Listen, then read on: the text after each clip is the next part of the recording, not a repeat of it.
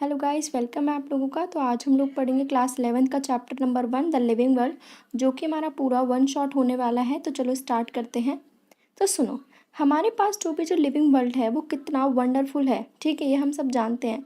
इतनी different different living types हैं हमारे पास, डिफरेंट डिफरेंट लिविंग फॉर्म्स हैं, अलग अलग हैबिटेट है जहाँ पे डिफरेंट डिफरेंट तरीके के लिविंग ऑर्गेनिज्म हम लोगों को मिलते हैं। ठीक है, जैसे कि कोल्ड माउंटेन में देखो, डेसिडियस फॉरेस्ट में जाके देखो, oceans, fresh water lakes, desert, hot spring and so on. ठीक है, तो यानी कि different different living forms different different habitats में हमारे पास मिल रही हैं। ठीक है, यहाँ तक कि अगर मैं बोलूँ कि ब्यूटी ऑफ गैलोपिंग हॉर्स, भागते हुए हॉर्स की कितनी अच्छी सी ब्यूटी दिख रही है हमें। ठीक है, जितने भी जो माइग्रेटरी बर्ड्स हैं, हमारे पास फ्लावर्स की वैली है। ठीक है, अटैकिंग शार्क एवॉक्स हॉक, जो शार्क जो अटैक करने आ रही है, तो ये सारा क्या है, डीप सेंस ऑफ वंडर है। ठीक है, इसके अलावा हमारे पास पॉपुलेशन होती है इंडिविजुअल्स की। ठीक है, फिर इन्हीं पॉपुलेशन में एक डिफरेंट कम्युनिटी बना देते हैं, तो उनके बीच में कन्फ्लिक्ट, देखो प्रॉब्लम्स भी होती हैं, लेकिन फिर वो बाद में कॉपरेशन भी शो करते हैं। यानी कि एक तरीके से वो तालमेल बना के रह रहे हैं। ठीक है, इकोलॉजिकल कन्फ्लिक्ट भी है और कॉपरेशन भी है between members of population and among population of community. ठीक है, और अगर मैं सेल के अंदर जाके देखूं तो वहाँ पे क्या है, मॉलिक्यूलर ट्रैफिक है सेल के अंदर भी। तो इससे हमें क्या समझ में आ रहा है कि भाई आखिरकार लाइफ है क्या। हमारे पास दो क्वेश्चन करती है एनसीईआरटी। पहला क्वेश्चन तो ये है, टेक्निकल है, जो कि आखिरकार लिविंग ऑर्गेनिज्म को नॉन लिविंग से क्या चीज़ डिफरेंट बना रही है। ठीक है, दूसरा फिलोसफिकल है, जो कि बेसिकली हमें आंसर पूछने की कोशिश कर रहा है कि पर्पस क्या है लिविंग फॉर्म्स का, आखिरकार ज़िंदगी का पर्पस क्या है। तो इसमें हम ये सब देखेंगे। ठीक है, तो नीचे देखते हैं, डाइवर्सिटी इन लिविंग वर्ल्ड। अगर मैं चारों तरफ देखूँ तो हमारे पास large variety of living organism रहते हैं, इंक्लूडिंग प्लांट्स। ठीक है, गमले के अंदर भी अगर आप देख रहे हो तो इंसेक्ट, बर्ड्स, आपका पालतू जानवर, ठीक है, कोई भी एनिमल, प्लांट वगैरह हो सकते हैं। यहाँ तक कि ऐसी चीज़ें, माइक्रो बैक्टीरिया, वायरस, जो कि आप देख नहीं सकते अपने नेकेड आइज से, वो भी आप लोगों के साथ रह रहे हैं। ठीक है, और अगर मैं आपसे बात करूँ, मानो आप लोग ना बाहर निकले हो घर के बाहर, तो आपको डिफरेंट डिफरेंट लिविंग फॉर्म्स सुनेंगे, लाइक कैट, रैबिट, है ना, गिलहरी मिल गई आपको, अलग अलग तरीके के जानवर मिल गए। लेकिन जैसे जैसे आप अपना इंक्रीज करेंगे एरिया, इतनी इतनी आपके पास लिविंग फॉर्म्स और दोबारा और ज़्यादा आप लोगों को शो होने लगेंगी। ठीक है, तो जैसे ही आप एरिया को इंक्रीज करेंगे तो आपके पास रेंज है, वैरायटी है ऑर्गेनिज्म की, वो इंक्रीज साथ साथ होती रहेगी। अगर हम डेंस फॉरेस्ट में जाके देखें तो वहाँ पे बहुत ज़्यादा नंबर मिलेगा लिविंग ऑर्गेनिज्म का, डिफरेंट डिफरेंट तरीके के प्लांट्स, एनिमल्स, ऑर्गेनिज्म, जो कि हमने अपने घर के यहाँ पे नहीं दिखते, वो हमें वहाँ गार्डन्स वगैरह में दिखेंगे। ठीक है, फॉरेस्ट वगैरह में जाओगे, जूलॉजिकल गार्डन वगैरह में, तो वहाँ पे डिफरेंट डिफरेंट लिविंग फॉर्म्स हमें देखने को मिलेंगी। तो अगर मैं बताऊँ तो हमारे पास 17 से 18 लाख ऐसी स्पीशीज़ हैं जो कि हम लोगों ने डिस्क्राइब कर ली है, उनका नामकरण कर दिया है। और ओवरऑल कितनी है, एस्टिमेट 7 to 8 मिलियन स्पीशीज़ तो ओवरऑल है, जिसमें से हमने 1.7 to 1.8 बिलियन स्पीशीज़ डिस्कवर कर ली हैं। तो अगर मैं बायोडाइवर्सिटी की बात करूँ तो बायोडाइवर्सिटी है क्या, बायो मतलब लिविंग ऑर्गेनिज्म, डाइवर्सिटी मतलब लिविंग ऑर्गेनिज्म की डिफरेंट डिफरेंट लिविंग फॉर्म्स, है ना, वही क्या होगी हमारे पास, biodiversity. The number and the types of organism present on earth is known as biodiversity. ठीक है, अगर मैं बात करूँ आपके पास, जैसे जैसे देखो, मानो ये एक आपके पास एक एरिया है, वहाँ पे आपने अच्छे से स्पीशीज़ डिस्कवर कर लिए हैं, लेकिन दोबारा से अगर आप वहाँ चेक करने जाओगे आपको और स्पीशीज़ दोबारा से मिल जाएंगी, वहाँ पे और दोबारा से ग्रोथ हो रही है, कंटिन्यूसली आपको वहाँ पे चीज़ें मिलती जाएंगी। और अगर आप नए एरिया को एक्सप्लोर करोगे तो वहाँ पे तो मिलनी ही मिलनी है। मतलब अगर आप नए एरिया को या फिर पुराने एरिया को वहाँ पे अगर आप जाओगे डिस्कवर करने, तो ऑर्गेनिज्म आपको कंटिन्यू मिलते रहेंगे, ऐसा नहीं कि वहाँ पे फुल स्टॉप लग जाएगा, आपको चीज़ें मिलती रहेंगी। ठीक है, अगर मैं बात करूँ, जैसे कि हमें पता है कि भाई मिलियंस ऑफ प्लांट्स हैं, एनिमल्स हैं वर्ल्ड में। ठीक है, अब हमारे यहाँ पे डिफरेंट डिफरेंट नाम होते हैं अपने लोकल लैंग्वेज की। अगर मैं बात करूँ, जैसे कि पेन है, पेन को पेन बोलते हैं इंग्लिश में, हिंदी में कलम बोलेंगे, दूसरी भाषा में कुछ और बोलेंगे, है ना, स्टाइलो वगैरह, पता नहीं क्या क्या। इसी तरीके से अब दिक्कत आती है कि हम एक ऑर्गेनिज्म का नाम पूरे वर्ल्ड में एक ही होना चाहिए उसको, ऐसे नहीं कि मैं कुछ और नाम बोल रही हूँ, आप कुछ और नाम बोल रहे हो, क्योंकि इससे क्या होगा, कन्फ्यूज़न क्रिएट हो गई। तो हम क्या करेंगे, इस चैप्टर में बेसिकली हम नामकरण करते हैं ऑर्गेनिज्म का, ताकि वो नाम, उसी नाम से उस ऑर्गेनिज्म को जाना जाए। ठीक है। तो सुनो, जैसे कि मिलियंस ऑफ प्लांट्स हैं, एनिमल्स हैं वर्ल्ड के अंदर। अब उन सब का अपना अपना एक अलग नाम है उनकी लोकल नेम के अकॉर्डिंग। ठीक है, लोकल नेम वैरी कर सकता है फ्रॉम प्लेस टू प्लेस। हो सकता है राजस्थान में अलग हो, हरियाणा में अलग हो, गुजरात में अलग हो, तो डिफरेंट डिफरेंट हो सकता है। अब इससे क्या होगा, अब मानो मैं हूँ और आप हो, हम बात एक ही ऑर्गेनिज्म की कर रहे हैं, लेकिन मैं कुछ और नाम बोल रही हूँ, आप कुछ और नाम बोल रहे हो, तो उससे क्या होगी, प्रॉब्लम क्रिएट होगी। तो कन्फ्यूज़न क्रिएट हो सकती है, क्योंकि हमें पता ही नहीं है कि भाई एक रियल में नाम क्या होगा, क्योंकि मैं अपनी अलग भाषा में बोल रही हूँ, आप अपनी भाषा में बोल रहे हो, सिंपल। तो इसीलिए हमें अब ज़रूरत पड़ी कि क्यों ना हम लिविंग ऑर्गेनिज्म का नेमिंग करें, नामकरण करें, जो कि पूरे वर्ल्ड में एक ही नाम से जाना जाए। इसको बोलते हैं नॉमनक्लेचर। ठीक है। अब नॉमनक्लेचर तभी ही हो पाएगा जब मैं किसी चीज़ को अच्छे से पहचान पाऊंगी। ठीक है, यानी कि पहले मैं उसको कैरेक्टर देखूंगी। एग्जाम्पल मानो एक बच्चा है जो कि एडमिशन के लिए आया स्कूल में, तो आप पहले देखोगे वो लड़की है लड़का है, यानी कि आपने पहले कैरेक्टर देख लिया कि वो क्या है। ओके, अब आप उसको चेक करोगे उसकी टेस्ट वगैरह लेके, तो आप पहले आइडेंटिफाई कर लिया, कैरेक्टर देख लिया कि वो बॉय है या फिर गर्ल है। ठीक है, तो यानी उसको डिस्क्राइब करोगे करेक्टली, फिर आप उसको क्या करोगे, आगे नॉमेनक्लेचर के लिए आगे प्रोसीड करोगे। तो सबसे पहले क्या करते हैं, आइडेंटिफिकेशन। तभी ही कर पाओगे जब आप उसको अच्छे से डिस्क्राइब कर लोगे। ठीक है, तो अगर हमें स्टडी अगर कंटिन्यू करनी है, तो काफ़ी सारे जो साइंटिस्ट की जो बैठक बनी, तो उन्होंने सोचा कि क्यों ना हम प्लांट्स के लिए अलग से कैटेगरी बना दें कि भाई प्लांट का जो भी नामकरण करेगा वो ये कंपनी करेगी, एनिमल्स के लिए ये कंपनी करेगी। तो इसी तरीके से हमारे पास बायोलॉजिस्ट ने एक तरीके से ICBN और ICZN बनाया। ICBN क्या है, international code of botanical nomenclature, मतलब कि जो सिर्फ प्लांट्स का नामकरण करेगी तो उसकी कंपनी का क्या नाम हो गया, international code for botanical nomenclature. अगर मैं बात करूँ जूलॉजिकल, यानी कि मैं एनिमल्स की बात करूँ, तो एनिमल्स के लिए कौन नेम देगा, international code for zoological nomenclature. अब जो नाम दिए जाएंगे, चाहे वो प्लांट्स के लिए हो या फिर एनिमल्स के लिए हो, वो पूरे वर्ल्ड में सेम ही होंगे। और अगर मानो मैं ना किसी एप्पल की बात कर रही हूँ, ठीक है, तो एप्पल कैसा होता है, मीठा मीठा होता है, रेड रेड कलर का होगा। तो मानो मैं बात कर रही हूँ, सामने वाला इंसान बात कर रहा है, तो हम एंड रिजल्ट पे पहुँचे कि भाई वो एप्पल ही है। यानी जब मैं डिस्क्रिप्शन कर रही हूँ किसी भी ऑर्गेनिज्म का, चाहे इधर का इंसान हो या उधर का इंसान हो, कहीं का भी हो पूरे वर्ल्ड में, तो वो एक ही नेम पे आने चाहिए। ठीक है, वो ये भी इंश्योर करते हैं कि ये नाम किसी और दूसरे ऑर्गेनिज्म को ना मिला हो, यानी एक ही नाम होना चाहिए किसी भी ऑर्गेनिज्म का। ऐसा नहीं कि उसका निक नेम किसी और को दे दिया, लाइक मैंगो को मैं किसी और को नाम दे दूँ, ऐसा नहीं हो सकता। ठीक है, मैंगो मैंगो ही रहेगा। अब जैसे कि हमारे पास बायोलॉजिस्ट ने क्या किया, इसी चीज़ को फॉलो किया कि चलो ठीक है, हम एक ही नाम को पूरे वर्ल्ड में फॉलो करेंगे। ठीक है, तो अब अगर मैं बात करूँ हमारे पास नामकरण कैसे होता है, तो जैसे सरनेम है, लाइक किसी का कुछ नाम होगा, लाइक राधिका, रितिका, है ना, पीछे नेम लगे रहते हैं, सरनेम होता है, किसी का डागर, किसी का रावत, किसी का चौधरी, लाइक कुछ भी हो सकता है। ठीक है, तो उसमें क्या होता है, जैसे कि 2 नेम है, तो नंबर 1 तो क्या होगा हमारे पास, जेनरिक नेम, और पीछे का जो सरनेम होगा वो क्या होगा, स्पेसिफिक एपिथेट। यानी कि हमारे पास हर नाम में 2 कंपोनेंट होते हैं। जो पहला नेम होगा वो क्या होगा आपके पास, जीनस। ठीक है, सेकंड नेम क्या होगा, वो होगा स्पीशीज का नाम। एग्जाम्पल आपके पास हो गया अंजलि कुमारी, तो अंजलि क्या हो गया उसका पहला जेनरिक नेम, कुमारी क्या हो गया उसका स्पेसिफिक एपिथेट नेम हो गया। ठीक है, तो अगर 2 नाम इंक्लूड हैं तो उसको बोलते हैं बाई नोमियल नॉमेनक्लेचर। बाई मतलब 2, नोमियल 2 नाम दिए हैं आपने एक ही ऑर्गेनिज्म को, सॉरी 2 नाम नहीं, बेसिकली उसका नाम जो बना है वो 2 वर्ड्स को यूज करके बना है। ठीक है, तो first is generic name, second is specific epithet, इसी को हम बोलते हैं बाइनोमियल नॉमेनक्लेचर।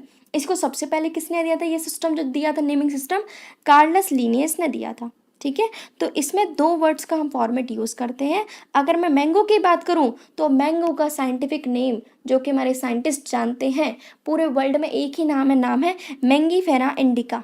मैंगीफेरा क्या है, जीनस, इंडिका क्या है, स्पीशीज। तो एक नाम में क्या होंगे, 2, एक स्पेसिफिक एपिथेटिक हो, एक होगा जेनरिक नेम। क्लियर, अब मैंगीफेरा इंडिकेट करेगा जीनस को, इंडिका इंडिकेट करेगा स्पेसिफिक एपिथेट या फिर स्पीशीज के नाम को। ठीक है, तो अब कुछ रूल्स होते हैं कि किस तरीके से मैं नॉमेनक्लेचर कर सकती हूँ किसी भी ऑर्गेनिज्म का। तो सबसे पहले तो बात सुनो, हमें इन्हें लैटिन वर्ड्स में लिखना पड़ेगा, है ना, इटैलिक्स में लिखना पड़ेगा। दूसरा, पहला वर्ड जो होगा वो जीनस बताएगा, सेकंड जो कॉम्पोनेंट होगा नाम का वो स्पेसिफिक एपिथेट बताएगा। और अगर मैं हाथ से लिख रही हूँ लाइक मैंगी फेरा, तो मुझे उसके नीचे अंडरलाइन करनी पड़ेगी, ठीक है। सो अगर हम हैंड रिटन यूज़ कर रहे हैं तो क्या करेंगे, स्पेसिफिक उसको सेपरेटली अंडरलाइन करके दिखाओगे, ठीक है। अब जो पहला लेटर होता है लाइक मैंगी फेरा, तो इसका जो एम है वो क्या होगा, कैपिटल होगा, और इंडिका का क्या होगा, स्मॉल होगा लेटर। तो याद रखोगे जीनस का नेम हमेशा कैपिटल लेटर से स्टार्ट होगा और स्पेसिफिक एपिथेट का नेम हमेशा स्मॉल लेटर के साथ स्टार्ट होगा। तब जाके बनेगा मैंगी फेरा का एम कैपिटल, इंडिका का आई स्मॉल, ठीक है। और अगर मैं बात करूँ, देखो नाम रखा है, जैसे हमारे पंडित जी नाम रखते हैं तो उनको दक्षिणा बक्षिणा दी जाती है ना, तो इसी तरीके से जैसे कि मैंगी फेरा इंडिका का नाम दिया था लीनीज ने, उन्होंने उसको नाम दिया था मैंगो को। तो हम क्या करते हैं, मैंगी फेरा इंडिका लिन। अब हम क्या करते हैं, ऑथर का नाम जिसने उसको पहली बार डिस्कवर किया है, पहली बार क्या, एक बार में ही डिस्कवर होता है, तो पीछे लिख देंगे लिन। तो नाम के पीछे स्पेसिफिक एपिथेट के पीछे जो तीसरा वर्ड आएगा वो होता है साइंटिस्ट का नेम, ठीक है। तो इसलिए नेम ऑफ ऑथर और appear after the specific epithet, ताकि पता चल जाए कि भाई इसको पहली बार किसने डिस्कवर किया था। तो किसने किया था, लीनेस ने किया था, ठीक है। अब सुनो, अब जैसे कि हम सब जानते हैं, अब क्या आप सभी लोगों को सभी लिविंग ऑर्गेनिज्म का नामकरण कर सकते हो, एक एक को उठा के कि यही ये वाली चींटी का नाम ये होगा, उस वाली चींटी का नाम होगा ये होगा, ऐसा तो नहीं कर सकते ना। तो हम अब यूज़ करेंगे क्लासिफिकेशन, ठीक है। जैसे कि मानो कोई बच्चा है, अब वो 4-5 साल का है, तो आप उसको कौन सी क्लास में डलवाओगे, कौन सी क्लास में उसका एडमिशन करोगे आप, छोटी क्लास में उसकी एज के अकॉर्डिंग, ठीक है। यानी कि आप उसको क्लासीफाई करोगे उसके कैरेक्टर को देख के। आपने पहले पहचान लिया कि भाई अच्छा ये बच्चा है, इसका दिमाग इतना काम करता है, इसको हम इस क्लास में डालेंगे, तो अब हम करेंगे क्लासीफिकेशन, ठीक है।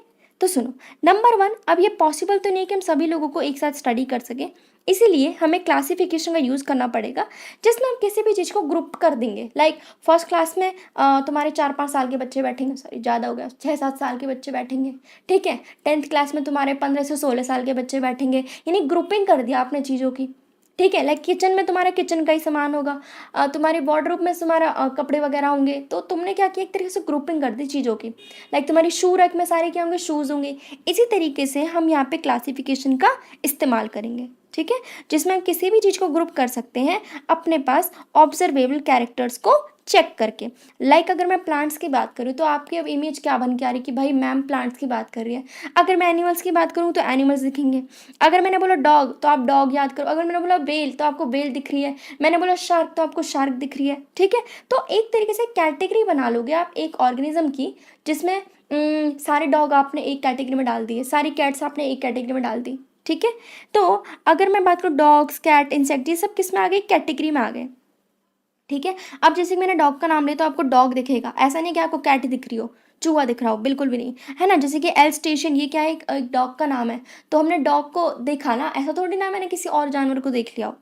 अगर मैं बात कर रही हूँ किसी एनिमल को तो हम एनिमल देखेंगे। मैं बोल रही हूँ व्हीट, मैंने बोला व्हीट का प्लांट तो आपको व्हीट का प्लांट दिखेगा। मैंने बोला राइस, आपको धान दिखेंगे, ठीक है, पेडी फील्ड दिखेगी।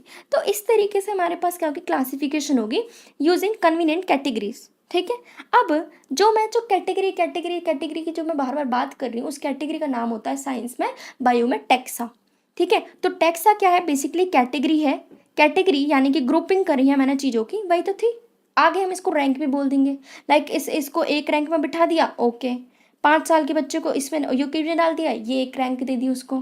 सो सिंपल ये होगा, यानी कैटेगरी, टैक्सा, रैंक, ये सब क्या है, कैटेगरी, रैंक, टैक्सा, ये हमारे पास टैक्सा ही बनाएगा। तो जो साइंटिफिक टर्म होते हैं कैटेगरीज के लिए, उसको हम टैक्सा बोलेंगे, ठीक है।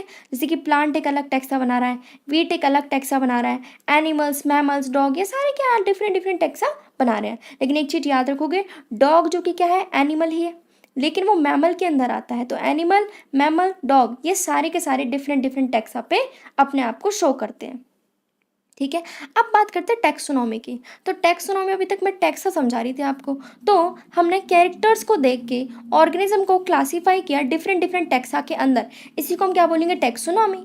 जैसे कि मैंने अभी बोला कि भाई कपड़ों का अलग बना दो सेक्शन, ठीक है, उस चीज़ का अलग बना दो, तो आपने किसी चीज़ को देख के अलग अलग चीज़ों को ग्रुपिंग कर दी ना, उसी को आप क्या बोलोगे, टैक्सोनॉमी बोलोगे, ठीक है। तो हमने उसके एक्सटर्नल मॉर्फोलॉजी देखी, हमने उसकी एनाटॉमी देखी, है ना, सेल का क्या स्ट्रक्चर है, क्या डेवलपमेंट की क्या प्रोसेस है, क्या इकोलॉजिकल इन्फॉर्मेशन है, उन चीज़ों को देख के आप लोगों ने उसको ग्रुपिंग कर दी किसी भी ऑर्गेनिज्म की, इसी को हम बोलेंगे टेक्सोनॉमी। तो याद रखो, मॉडर्न टेक्सोनॉमी स्टडी का जो बेस है वो क्या है, external internal structure, structure of cell, यानी कि पूरी जो अंदर बाहर की जो कहानी है उसको लेके हमने बोला कि इस तरीके से टेक्सोनॉमी की स्टडी की जाएगी। इस तरीके से हम उसको डिवाइड करेंगे अलग अलग कैटेगरीज के अंदर, ठीक है। तो अगर मैं बोलूँ टेक्सोनॉमी का क्या बेस है, तो कैरेक्टर देखोगे भाई, कैरेक्टराइजेशन पहले, फिर उसको पहचान लिया आपने, फिर क्लासिफिकेशन कर दोगे, फिर नॉमेनक्लेचर कर दोगे, ठीक है। अब सुनो, taxonomy is not something new, हम सब जानते हैं, इतना टेक्सोनॉमी कोई पुरानी वाली कोई नई वाली कोई चीज़ नहीं है। हम जो ह्यूमन बींग्स हैं, हम काफ़ी ज़्यादा जानने की कोशिश करते हैं कि कितनी डिफरेंट डिफरेंट तरीके के हमारे पास ऑर्गेनिज्म हैं। अब हम खासकर हम लालची तो हैं, तो हम सिर्फ उन्हीं की हम बात करते थे जो हमारे यूज़ में आते हैं। जैसे कि हम लोगों को किसकी ज़रूरत है, रोटी कपड़ा मकान, यानी कि फूड क्लॉथिंग शेल्टर। तो हमने इन्हीं तीनों चीज़ों को लेके हम जो पहले जो क्लासिफिकेशन किया करते थे, फूड क्लॉथिंग शेल्टर के अकॉर्डिंग ही किया करते थे। लाइक मेरे को इस वाले प्लांट से ना फूड का अच्छा मिलता है, तो मैंने इस प्लांट के बारे में स्टडी कर ली। इस वाले प्लांट से मेरे को अच्छे से कपड़े मिलते हैं, सॉरी कपड़े नहीं, एनिमल से कपड़े मिलते हैं, तो मैंने उसकी स्टडी कर ली। यानी कि अर्लीस्ट क्लासिफिकेशन बेस थी किसकी, कि किस तरीके से ऑर्गेनिज्म का हम यूज़ कर पा रहे हैं फूड में, क्लॉथिंग में, शेल्टर वगैरह में, ठीक है। तो ह्यूमन बींग्स इंटरेस्ट इसी में नहीं था उनका इंटरेस्ट, यहाँ तक कि उनका इंटरेस्ट ये भी था कि उनकी डाइवर्सिटी कैसी है, कितनी अलग अलग डिफरेंट फॉर्म्स हैं, उनके बीच में रिलेशनशिप कैसी शो हो रही है। रिलेशनशिप मतलब इवोल्यूशनरी रिलेशनशिप, ठीक है, उनके पूर्वजों से उनका क्या लिंक था, राइट। अब अगर मैं बात करूँ सिस्टमैटिक का मतलब ही है उनके इवोल्यूशनरी रिलेशनशिप की बात की जाएगी यहाँ पे। जितनी भी जो स्पीशीज़ होती हैं, जितने भी तुम्हारे पास डिफरेंट लिविंग फॉर्म्स हो गए, उनकी इवोल्यूशनरी रिलेशनशिप। तो जो वर्ड सिस्टमैटिक है वो लेटिन वर्ड से आया था, जिसका नाम होता है सिस्टमा। सिस्टमा मतलब कुछ ना कुछ सिस्टम्स की बात हो रही है, यानी सिस्टमैटिक अरेंजमेंट होगा अलग अलग ऑर्गेनिज्म का, ठीक है। तो लीनियस ने एक बुक भी छापी थी जिसका टाइटल रखा था सिस्टेमा नेचरे, ठीक है। अब जो स्कोप है सिस्टमैटिक्स का वो काफ़ी इन लार्ज है, लाइक आइडेंटिफिकेशन इंक्लूड करता है, नॉमेनक्लेचर, क्लासिफिकेशन। सिस्टमैटिक का मतलब ये होता है कि इवोल्यूशनरी रिलेशनशिप क्या रहा है उस ऑर्गेनिज्म का अपने पूर्वजों के साथ में, राइट। अब अगर मैं बात करूँ क्या क्या कैटेगरीज हैं, अब तक मैं बात करते हैं ना ये वाली कैटेगरी में डाल दो, उस कैटेगरी में डाल दो, तो अब देखते हैं टेक्सोनॉमिक कैटेगरी क्या क्या होती हैं। तो क्लासिफिकेशन कोई सिंगल स्टेप में नहीं हो सकती, इसमें काफ़ी सारे स्टेप्स इन्वॉल्व होते हैं, ठीक है। और हर स्टेप को हम बोलेंगे रैंक या फिर कैटेगरी, या फिर अभी मैंने पीछे बोला था ग्रुपिंग करते हैं हम ऑर्गेनिज्म का, तो रैंक, कैटेगरी, ग्रुपिंग ये सब क्या है, टैक्सा ही था, ठीक है। तो the category is a part of overall taxonomic arrangement, जिसको हम क्या बोलेंगे, टेक्सोनॉमिक कैटेगरी, ठीक है। और सारी कैटेगरी मिलके क्या बनाएंगी, खिराकरी, कुछ ना कुछ स्टेप्स बनाएंगी, ठीक है। अब टेक्सोन क्या होता है, एक रैंक को बोलोगे टेक्सोन, लाइक फर्स्ट क्लास को बोलोगे टेक्सोन, और अगर मैं सारी क्लासेस को बोलूँ first second third fourth twelfth तक सारी उनको बोलोगे टेक्सा, ठीक है। तो टेक्सोन हमारे एक कैटेगरी के लिए होगा और टेक्सा हमारे काफ़ी सारी प्लूरल फॉर्म हो जाएगी हमारी, ठीक है। अब टेक्सोनॉमिक कैटेगरी को हम एग्जाम्पल से कैसे समझ सकते हैं, लाइक इंसेक्ट है, इंसेक्ट एक ग्रुप हमें दिखा रहे हैं, ठीक है, सारे कीड़े मकोड़े डाल दिए, उनके पास क्या होता है, 3 पेयर्स ऑफ जॉइंटेड लेग्स होते हैं, ठीक है। तो वो भी एक रैंक और कैटेगरी को शो कर रहे हैं, और मैंने अभी बताया तो ग्रुप्स भी क्या है, कैटेगरी है ही, ठीक है। तो कैटेगरी भी आगे डिनोट क्या करेगी, रैंक, तो रैंक, कैटेगरी, ग्रुपिंग है सारे क्या है, टैक्स ही है, इसमें कंफ्यूज नहीं होना है। हर रैंक या टेक्सॉन हमारे पास एक क्लासिफिकेशन यूनिट को रिप्रेजेंट करती है। अब ये जो टेक्सोनॉमिक जो ग्रुप है या फिर कैटेगरीज हैं, वो हमारी सिर्फ मॉर्फोलॉजिकल चीज़ों को नहीं देखती, वो सारी की सारी बायोलॉजिकल एंटाइटिटीज़ को भी चेक करती है, ठीक है। आगे देखो, हमारे पास जो टेक्सोनॉमिक स्टडीज़ अब क्या क्या हो सकती हैं, किस किस तरीके से हम चीज़ों को स्टडी करेंगे। तो हमारे पास अलग अलग कैटेगरीज होती हैं, like kingdom, phylum, division, class, order, family, genus, species, ठीक है। और याद रखो कि स्पीशीज सबसे लोएस्ट कैटेगरी होती है, और किंगडम तो राजा है, सबसे ऊपर हाईएस्ट कैटेगरी किसकी होगी, किंगडम की, और सबसे लोएस्ट किसकी होगी, स्पीशीज की। अब एक चीज़ याद रखो कि स्पीशीज क्या होती है, सो स्पीशीज जहाँ पे group of related organism like humans है ना, हम में कितनी ज़्यादा सिमिलैरिटीज़ है, तो we can reproduce each other, ठीक है। तो हम क्या कर सकते हैं, हम रिप्रोडक्शन कर सकते हैं, और हमारे रिप्रोडक्शन की वजह से जो आगे जो फर्टाइल ऑफस्प्रिंग बनेगी तो वो भी तो आगे जाके रिप्रोडक्शन कर सकती है ना। तो इस स्पीशीज का मतलब यही है कि ऐसे ऑर्गेनिज्म का एक ग्रुप जहाँ पे हम ब्रीडिंग कर सकते हैं, ठीक है, और आगे फिर जो बच्चा होगा वो भी आगे जाके कंटिन्यू ब्रीडिंग वगैरह कर सकते हैं, ठीक है। तो हमारे पास identify similarities and dissimilarities among the individual of same kind of organism as well as other kind of organism. तो इससे मुझे क्या हेल्प मिलेगी टैक्सोनॉमिक स्टडीज से, कि कितनी सिमिलैरिटीज हैं, कितनी डिसिमिलैरिटीज हैं ऑर्गेनिज्म के बीच में, ठीक है। तो नंबर 1 आता है स्पीशीज। अब स्पीशीज सबसे लोएस्ट कैटेगरी है, ठीक है। ये क्या है species, closely related species based on certain morphological differences. सुनो, group of individual organism with fundamental similarities is known as species. अभी मैंने आपको बताया, ठीक है, हम कैसे डिस्टिंग्विश कर सकते हैं स्पीशीज को दूसरी वाली स्पीशीज से, अलग अलग डिफरेंसेस देख के। लाइक एक स्पीशीज ये है, एक स्पीशीज ये है ना। एग्जाम्पल, आप एक ह्यूमन को ले लो, एक आप डॉग को ले लो, क्या हम दोनों सिमिलर हैं? नहीं ना। लेकिन अगर मैं एक स्पीशीज में बोलूँ, एक मेरी ये फ्रेंड है, एक मेरी ये फ्रेंड है, दोनों के हाथ पैर होंगे ना, है ना, दोनों का स्ट्रक्चर तो सेम होगा ना। ऐसा तो नहीं है उसके पैर ऊपर हाथ मेरे नीचे, ऐसा तो नहीं होगा। तो स्पीशीज डिफरेंट स्पीशीज के बीच में डिफरेंसेस होंगे, ठीक है। लाइक अगर मैं मैंगी फेरेंडिका की बात करूँ, सोलेनम ट्यूबरसम जो कि पोटैटो है, पैंथेरा लियो जो कि लॉयन है, तो ये सारे क्या है स्पीशीज ही हो गए, बट ये तीनों क्या है बिल्कुल डिफरेंट ही हैं एक दूसरे से, ठीक है। अब जैसे कि मैंगी फेरा, सोलेनम, पैंथेरा, ये स्टार्टिंग का जो नेम है वो क्या रिप्रेजेंट कर रहे हैं, जेनरा को। और जीनस के पास एक या एक से ज़्यादा भी स्पीशीज हो सकती हैं, ठीक है। लाइक पैंथेरा है, पैंथेरा टाइग्रिस, टाइगर के लिए जो नाम होगा पैंथेरा टिग्रिस होगा, ठीक है। सोलेनम के पास नाइग्रम भी होता है, ठीक है एक, और तुम्हारे पास मेलो गैना भी होता है। ह्यूमन बींग्स का अगर मैं नाम करूँ, ह्यूमन बींग्स का नामकरण क्या होगा, होमो सैपियंस। तो होमो क्या हो गया जीनस का नेम, और सैपियंस क्या हो गया स्पीशीज का नेम। नेक्स्ट आता है जीनस। अब जीनस क्या है, ग्रुप है हमारे पास काफ़ी सारी स्पीशीज़ का, यानी क्लोजली रिलेटेड स्पीशीज़ का हमारे पास क्या होगा, जीनस ग्रुप होगा, ठीक है। अब इसमें काफ़ी ज़्यादा कैरेक्टर्स हमारे मैच नहीं करते। एग्जाम्पल में बताओ, एक जीनस ये रहा, एक जीनस ये रहा, ठीक है। इसके जो इंडिविजुअल्स हैं, जो ऑर्गेनिज्म है, इनकी सिमिलैरिटीज़ इनके आपस में मिक्स होती है, इसकी भी आपस में मिक्स होती है, लेकिन क्या ये दोनों एक दूसरे से मैच कर सकते हैं? नहीं। तो इस जीनस का दूसरे जीनस के बीच में काफ़ी डिफरेंसेस शो होंगे, ठीक है। So group of related species which has more character in common, ठीक है। अगर एक ही मैं बात कर रही हूँ एक जीनस के अंदर जिसमें काफ़ी सारी स्पीशीज़ हैं, ठीक है, तो उनमें काफ़ी कैरेक्टर्स होंगे as comparison to other genus, ठीक है। एग्जाम्पल पोटैटो हो गया और ब्रिंजल, अब ये दोनों क्या देखो, आलू और बैंगन कितने अलग अलग हो गए, ठीक है। तो ये हमारे डिफरेंट स्पीशीज है लेकिन एक ही जीनस को बिलोंग कर रही है, नाम है सोलेनम, सोलेनम, ठीक है। नेक्स्ट अब लॉयन, तुम्हारा पैंथेरा लियो हो गया, लेपर्ड हो गया, उसके देखो Panthera leo, Panthera parts, Panthera tigris. अब यहाँ पे जीनस क्या है सेम, लेकिन स्पीशीज क्या पड़ेगी, तीन डिफरेंट हो गई, ठीक है। नेक्स्ट हमारे पास फैमिली। अब फैमिली ग्रुप है जीनस का, जितने भी जो क्लोज रिलेटेड जो जीनस हो गए उनके ऊपर एक फैमिली बैठेगी जिसको हम बोलेंगे फैमिली, सिंपल। अब जैसे जैसे जैसे मैं ऊपर बढ़ती जाऊंगी, स्पीशीज से ऊपर जाऊंगी, स्पीशीज के बाद आया जीनस, जीनस के बाद क्या आया फैमिली, फैमिली के बाद आगे बढ़ते जाएंगे ऑर्डर, क्लास, ये सब आएगा। तो जैसे जैसे मैं ऊपर बढ़ूंगी अब सिमिलैरिटीज घटती जाएंगी, ठीक है।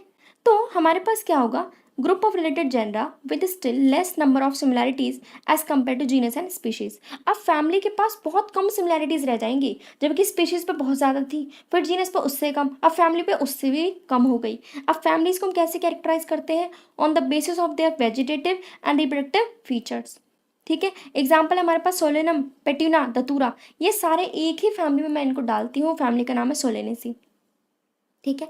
जीनस है पैंथेरा, जिसके अंदर क्या आ रहे थे, लॉयन, टाइगर, लेपर्ड, ये सारे के सारे मैं एक ही कैटेगरी में डालती हूँ जिसका नाम है फैलिडे, ठीक है।